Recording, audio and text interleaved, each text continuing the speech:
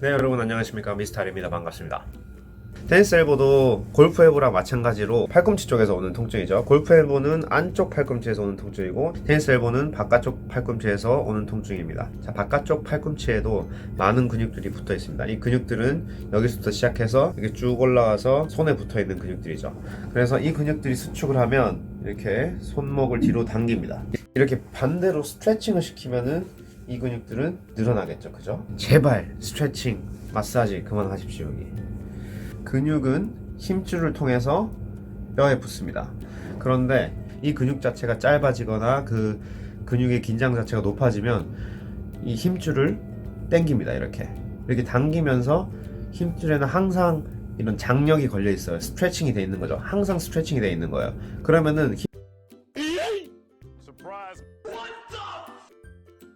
힘줄 스스로가 갖고 있는 그 특징, 가장 큰 특징인 탄성력이 떨어지는 겁니다. 항상 이렇게 당겨져 있기 때문에.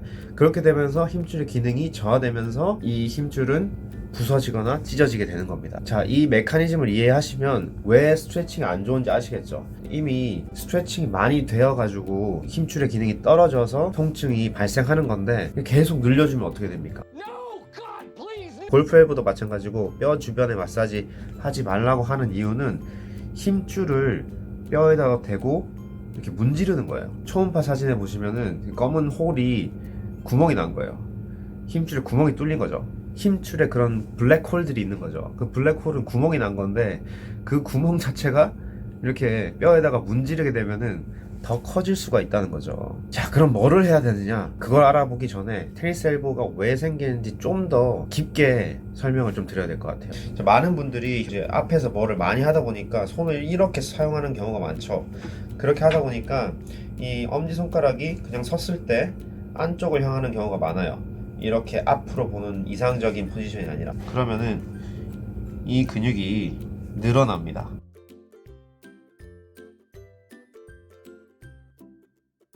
이상적으로는 이렇게 살아야 되는데 안쪽으로 팔이 돌아가면 이 근육은 항상 늘어나 있는 상태에 있다는 거죠. 테니스 엘보를 정말 픽스를 하고 싶다면 숄더까지 같이 고쳐야 되는 거예요. 그리고 또 하나는 이 골프 엘보 쪽 근육이 타이트하면 이쪽 근육도 스트레칭을 받게 돼 있습니다. 자, 이 근육은 팔을 이쪽으로 당기고 이 근육은 팔을 저쪽으로 당깁니다. 반대쪽으로.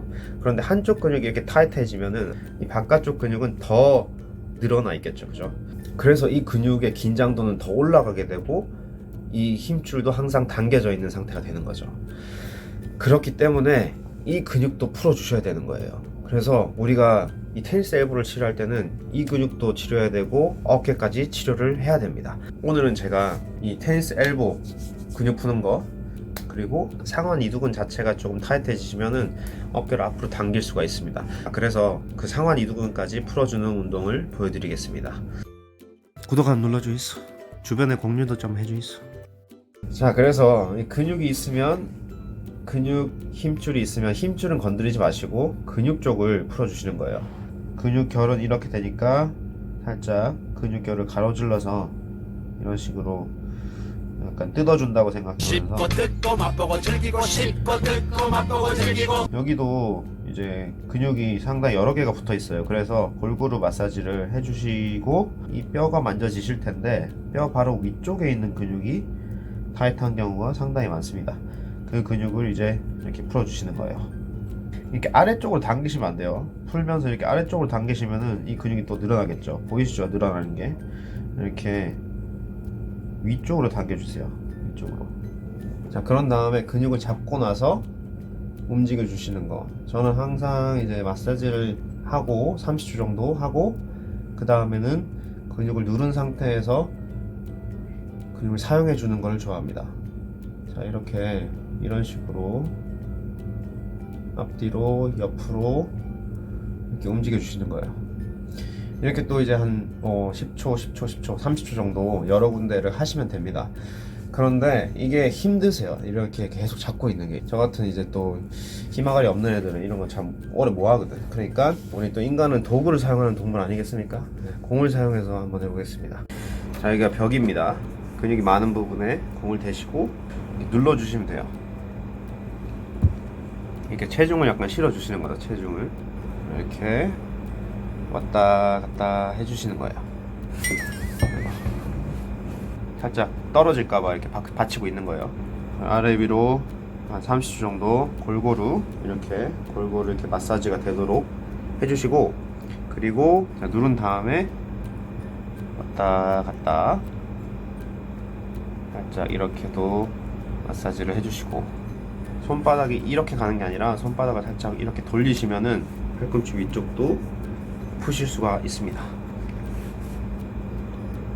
자, 상완 이두근 푸는 법은 공을 이렇게 상완 이두근에 올려 놓으시고 이렇게 마사지를 하시면 됩니다. 골고루 근육 전체에 마사지 해주시고, 그런 다음에 꾹 누르고 왔다 갔다 하는 그런 운동도 하실 수 있고요.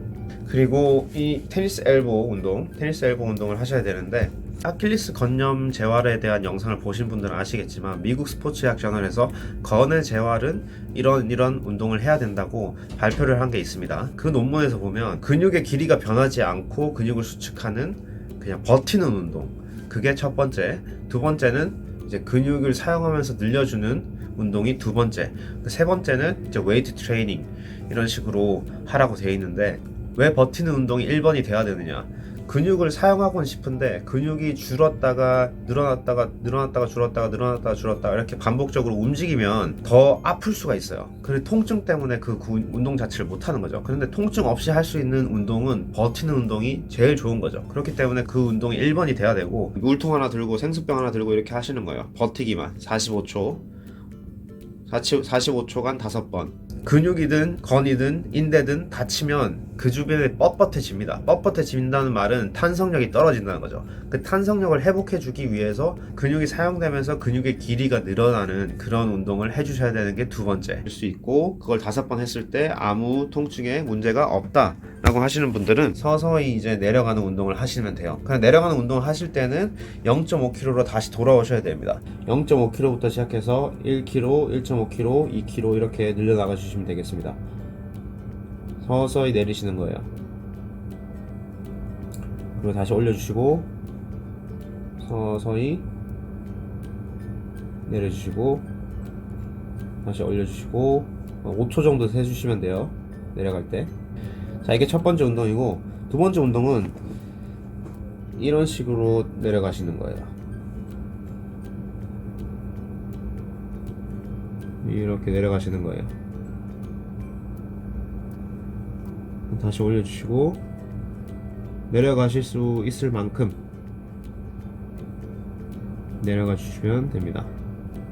물체에다가 이렇게 밀어주시는 거죠. 이 손을 이런 식으로 미시는 거예요. 이런 식으로 밀어주신 상태에서 45초를 버티는 겁니다. 손목을 본인 쪽으로 당겼을 때 이 근육은 수축하죠. 그런 다음에 서서히 다른 손으로 내려주시는 거예요. 내려주실 때 이 근육은 버티는 힘을 계속 주는 거죠.